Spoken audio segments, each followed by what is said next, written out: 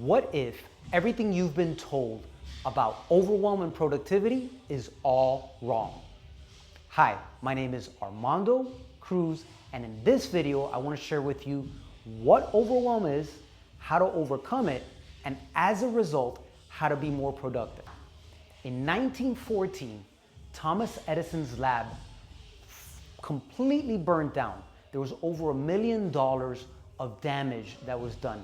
There was all the previous inventions he's ever done, all the work he's ever done, completely burned to ashes. Do you think that Thomas Edison broke down crying? Nope. He got on the phone and he called his wife. He says, "Quick, hurry and come down to watch the most spectacular fire ever. You'll never have another opportunity to see something so magnificent." That sounds like an odd thing to say, but he goes on further to explain that the power in this fire is that we get to start over again. All our past mistakes are quite literally burnt to the ground, and we have a blank canvas to start over from. And I feel like that's such a powerful perspective that he had, that the way his mind thought was, oh, I haven't lost everything. In fact, I've cleared away the clutter so that I can move forward in a powerful manner. Now, what is overwhelm? Well, overwhelm is when your brain gets so under stress that it can't think clearly and it shifts into survival mode. You are no longer thinking with your neocortex, which is your human brain, but you're automatically shift into your more primal reptilian brains. You're just trying to survive. The question is why does this happen? There are 3 reasons why you go into overwhelm. Reason number 1, things are moving too fast. Reason 2, things are moving too slow. And thing number 3, things are unclear or unclear intent. So let's break those down. When things are moving too fast, it's imagine like trying to drink water out of a fire hose. Things are coming at you so fast that you can't respond. So the brain automatically shifts into pure survival mode and it's trying to survive because it can't figure out how to deal with all this incoming stimulus. When things are moving too slow, the opposite is happening. You're raring to go, but things aren't happening quick enough. I know this has happened plenty of times for me.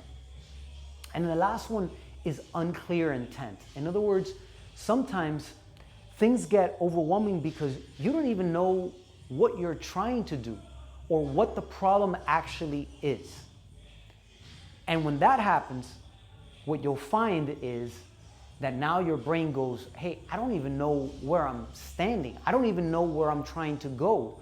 And so it gets cluttered by the lack of clarity.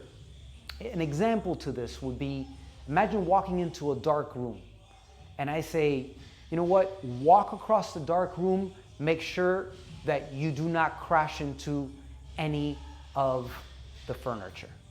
Well, you can't see a single thing. How are you going to know where the furniture is? How quickly do you think you're going to move forward? How certain are you going to be with each step? Not so certain. And so when there's unclear intent, what we quite literally need to do is turn on the lights. How do we gain more clarity? In the unclear intent, what you want to do is write out what's going on. Put it in front of you. Put it in black and white so you get it out of your head, and now you can start eliminating the things that are not important, and you can start putting in a hierarchy the things that are. When things are moving too slow, the question is number 1, how can you reframe so that now you can put it in a better light so you're not impatient as things aren't going the way you want. The other thing that can happen there is, are there different strategies or different approaches that now can allow you to shift and move forward a little quicker? And the final one, going back up, is when things are moving too quickly. When things are moving too quickly, a big thing is, hey, how can I pull the reins back? Do I need to step away for a moment? Do I need to get help so that they can help me with all the incoming stimulus that I'm having?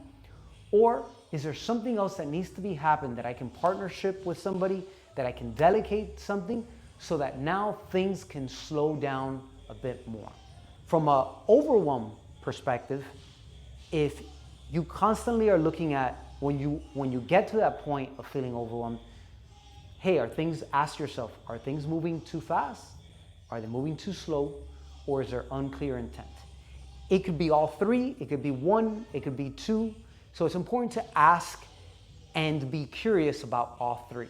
Once you've done that, it's what are the plans that you're putting in place to help you overcome each one of those, like the examples given. Now, how does this deal with productivity? Because overwhelm is one of the biggest killers of productivity.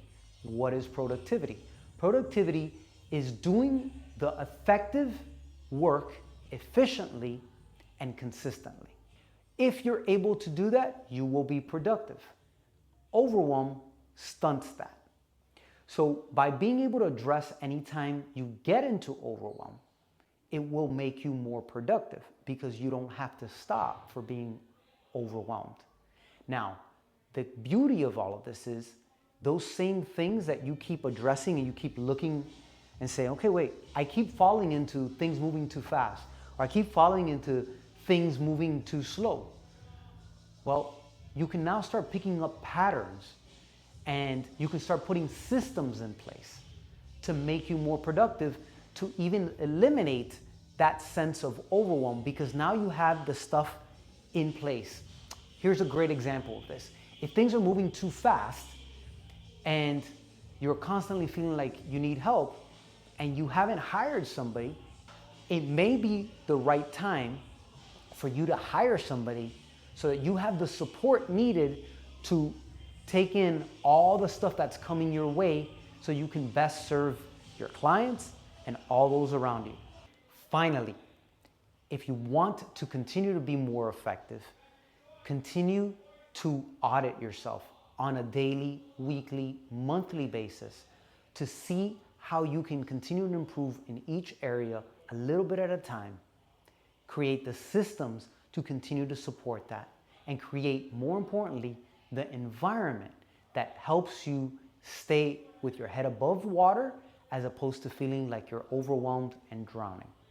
Here is my call to action for you. If you've ever been overwhelmed, I'd love to hear if there's a strategy that has worked for you. Post it in the comments below, and I'll catch you later.